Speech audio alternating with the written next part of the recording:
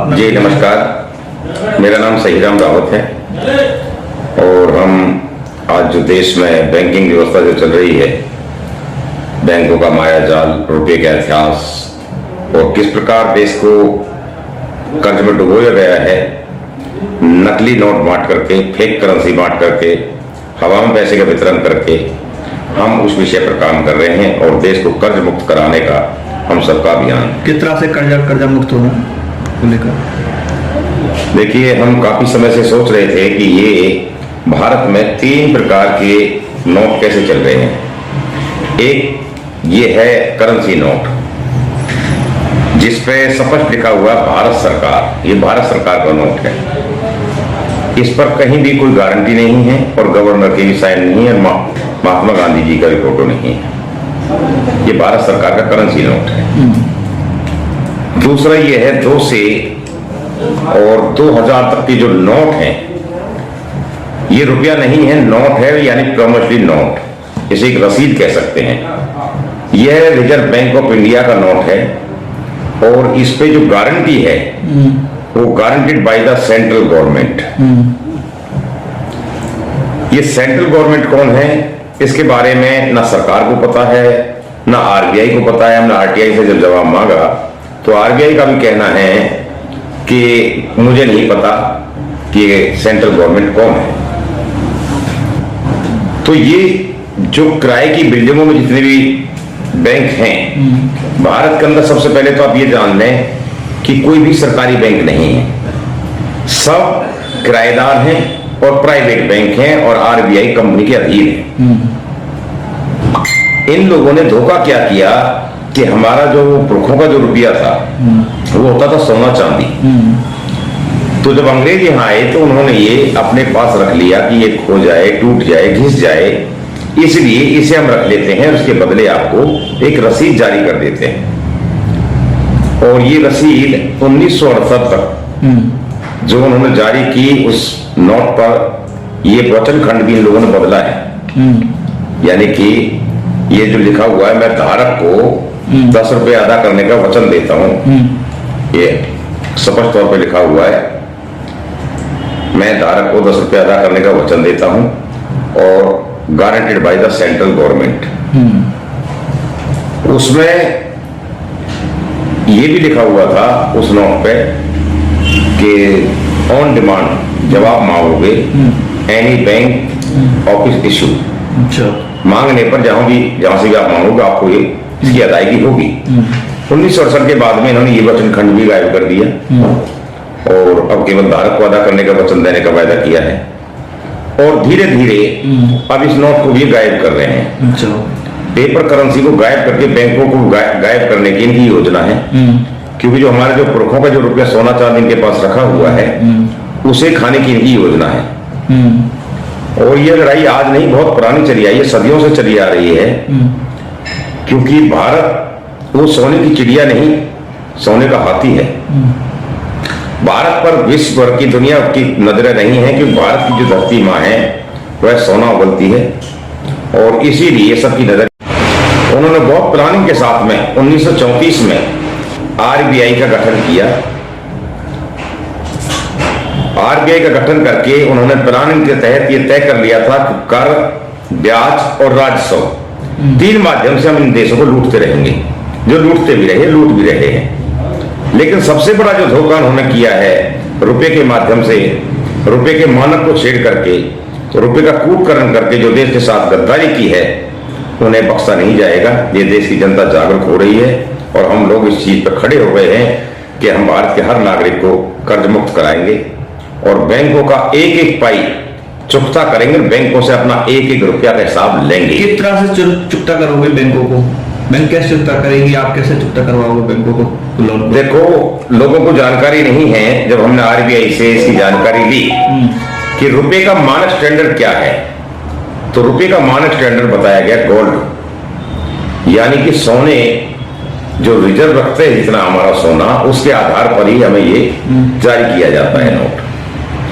तो इसकी जो वैल्यू है वो 1 रुपए की वैल्यू 777 मिलीग्राम सोना है। यानी कि आज के रेट के हिसाब से मैं बात करूं तो ये 1 रुपया नहीं, ये 5000 का नोट है। ये 5,000 रुपया है, इसके बदले 5,000 रुपये का सोना मुझे मिलेगा। अच्छा, ये 100 का नोट है,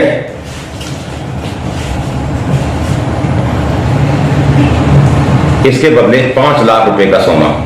कैसे मिलेगा? कानून है। कानून है, बिल्कुल। ये दस्तावेज है हमारे पास में, हमने आरटीआई लगाई है, ये देख सकते हैं आप, ये आरटीआई लगाई, ये आरटीआई का जवाब है सारे। दर्शक को दिखाओ किस तरह से। ये सारे उस आरटीआई के जवाब हैं।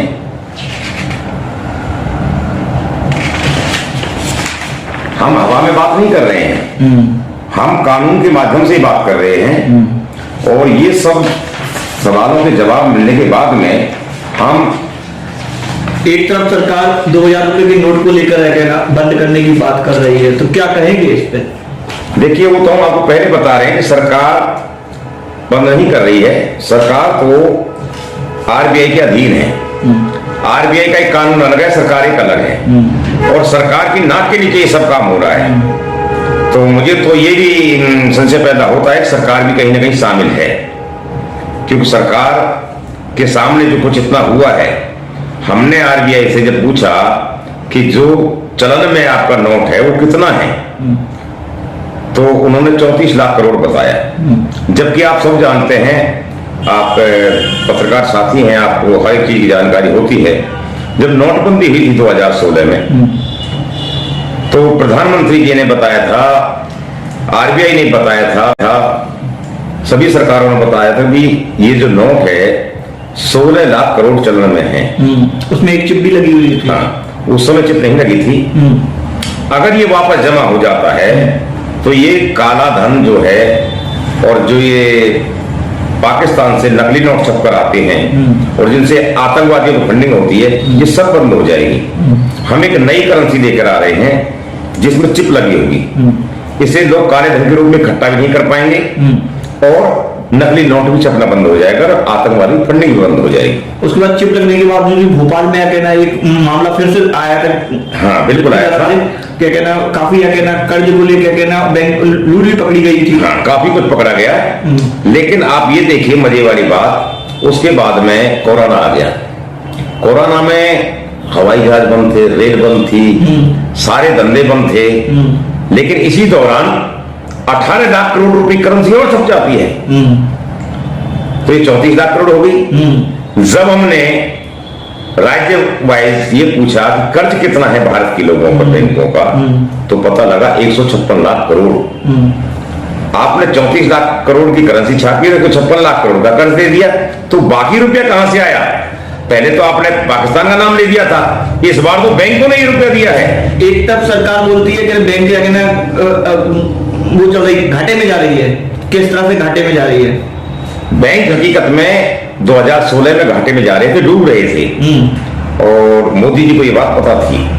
तो ऊपर से एक आदेश फरमान जारी हुआ इन बैंकों को बचाने के लिए, वो सारा रुपया वापस जमा करा दिया गया। साथ में उसके दूसरे पहलू भी थे, देश के लोगों को चेक करना था कि ये लोग गुलाम दोबारा बनने के लिए तैयार हैं या नहीं।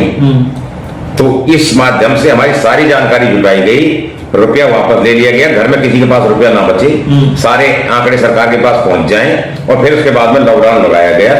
लॉकडाउन में जब ये देखा कि एक व्यक्ति के ऊपर लगभग 6,000 रुपये खर्चा आया है घर बैठ करके, तो आपने देखा भी होगा कि राहुल गांधी ने अपनी पार्टी के माध्यम से अपने एक मैनिफेस्टो जारी किया, कहा कि हम प्रति व्यक्ति 72,000 रुपया सालाना देंगे।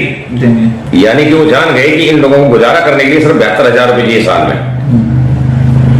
इधर ये सारी व्यवस्था बनाकर के हमें चेक कर लिया गया, लोगों ने मुट्ठी का लगाना शुरू कर दिया, बच्चे से बूढ़े तक, और ये रुपया सारा बाहर भी आ गया। उसके बाद में 2,000 का नोट अब इन्होंने बड़ी प्लानिंग के तहत गायब किया है। अब वही 16 लाख करोड़ रुपए फिर बच गए। अब आप ये देखिए,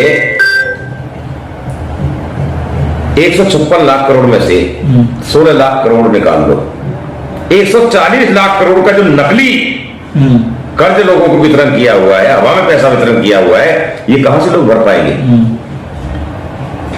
अंग्रेजों के समय पर सर छोटू राम ने जब लालाओं की बही में लोगों की जमीन चली गई थी लिखित में, अब वो जमीन दोबारा से बैंकों में चली गई है और हम लोगों ने प्रतिज्ञा ली है, शपथ ली है कि कानून के माध्यम से हम इन बैंकों से लोगों की रजिस्ट्रियां वापस दिलवाएंगे, हर व्यक्ति को कर्ज मुक्त कराएंगे। किसान भी अपने कर्ज मुक्त के लिए ना बहुत परेशान है। किसान नहीं, इस देश का कोई भी नागरिक, किसान हो, व्यापारी हो, मजदूर हो, किसी प्रकार का कर्ज क्यों ना हो,